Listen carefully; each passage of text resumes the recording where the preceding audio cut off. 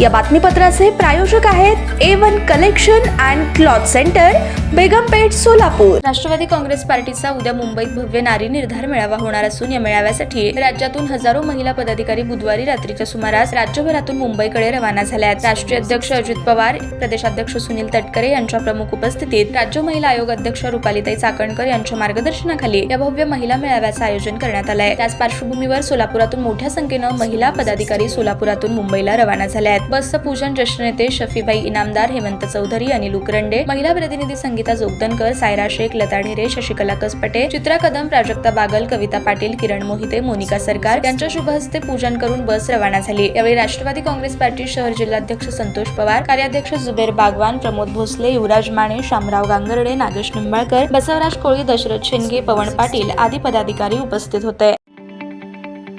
ताज्या बातम्या पाहण्यासाठी प्राईम महाराष्ट्र न्यूज चॅनलला सबस्क्राईब करा।